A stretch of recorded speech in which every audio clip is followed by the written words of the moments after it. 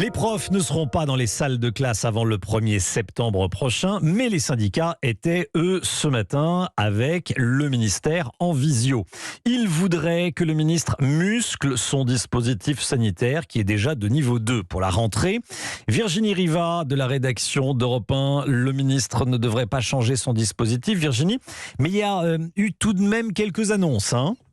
Oui, alors effectivement, le ministre s'en tient au niveau 2 du protocole tel qu'annoncé dimanche, avec un gros point d'inquiétude toujours côté syndicat pour la cantine, où les mesures de distanciation et de brassage ne sont pas renforcées ce matin. Après, l'idée, c'est d'adapter le niveau de protocole en fonction de l'évolution de l'épidémie localement. D'ailleurs, en ce moment même, c'est la situation en Outre-mer qui est en train de se décider, avec l'hypothèse d'une rentrée décalée dans les Antilles et en Guyane. Sur la question du port du masque, qui n'est plus obligatoire en cours de récréation, là aussi, la rue de Grenelle explique que si localement le préfet l'exige de nouveau en extérieur pour toute la population, cette décision s'appliquera également aux enfants. En réalité, on le sait, le gouvernement mise sur la vaccination. On est autour de 40% des plus de 12 ans avec un schéma vaccinal complet, a dit ce matin le cabinet.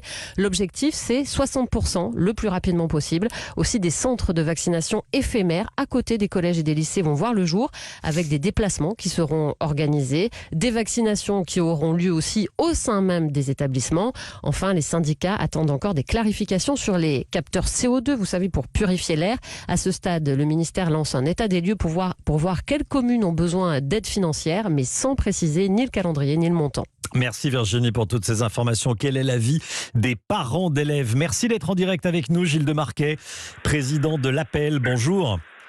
Bonjour Romain Desarbres. Les parents d'élèves de l'école libre. Est-ce que vous êtes serein, vous, pour la rentrée ? Écoutez, nous allons avoir une rentrée qui n'est pas une rentrée normale, mais je pense que l'un des objectifs est quand même de maintenir l'école ouverte. Ça reste pour nous plus jamais une nécessité, à la fois pour l'équipe des jeunes et pour la continuité de leur apprentissage. Alors ça passe bien évidemment par le maintien d'un protocole qui est strict pour limiter la propagation des virus, et ce qui est proposé va dans ce sens.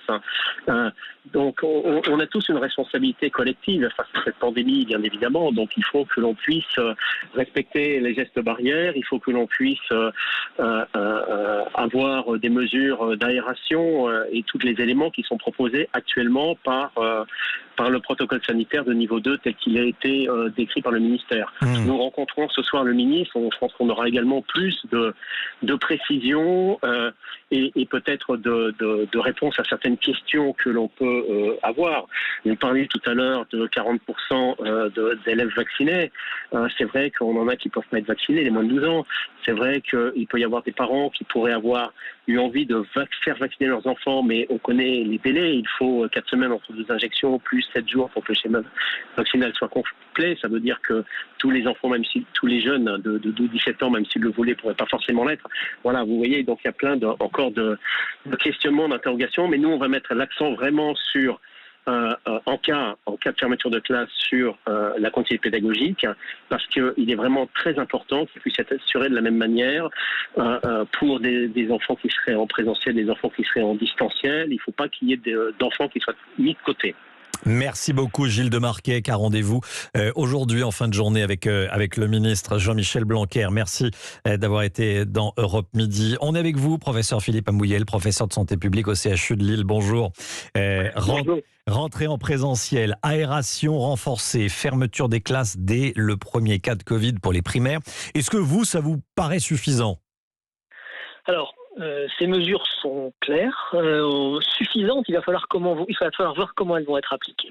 Je pense qu'il faut bien comprendre que le foyer maintenant de prolifération du virus va se retrouver chez les personnes les moins vaccinées, donc les plus jeunes, les moins de 12 ans qui n'ont pas encore accès au vaccin. Et donc toute la question va être, pourra-t-on appliquer correctement les mesures barrières? Et pas une seule, il faut en appliquer plusieurs pour réduire cette circulation du virus, protéger les enfants, mais protéger également les familles dans lesquelles ces enfants vont rentrer. C'est ça. Selon le ministre, l'immense majorité des profs sont vaccinés ou en passe de l'être. Est-ce qu'il faudrait malgré tout leur imposer le pass sanitaire ? Quelle est votre position ? En clair, est-ce qu'il faut la vaccination obligatoire pour les profs ? Quelque part, je pense qu'on va finir d'une manière ou d'une autre à la vaccination obligatoire, non seulement pour les enseignants, les personnels scolaires, mais également le reste de la population. C'est une question de temps. D'ici la rentrée, on n'arrivera pas. Il faut prendre l'enjeu de la rentrée en main actuellement, et ce sont les mesures barrières. Le respect de ces mesures barrières, en particulier la discussion sur les capteurs de CO2 qui sont un enjeu essentiel. L'aération est un enjeu essentiel pour résoudre le problème de la rentrée et éviter d'avoir une saturation 3 semaines plus tard dans les hôpitaux.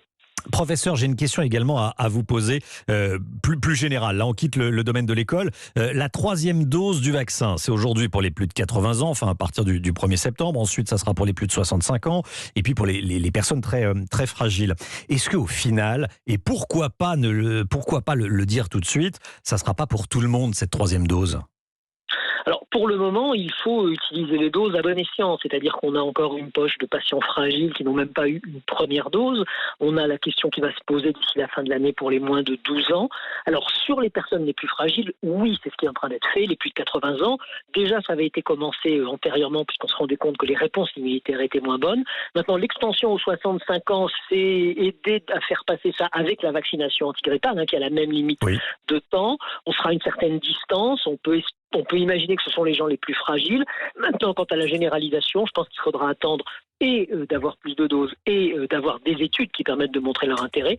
Et enfin, peut-être passer à la vaccination obligatoire pour tous. Et peut-être passer à la vaccination obligatoire pour tous. Merci beaucoup, professeur Amouyel.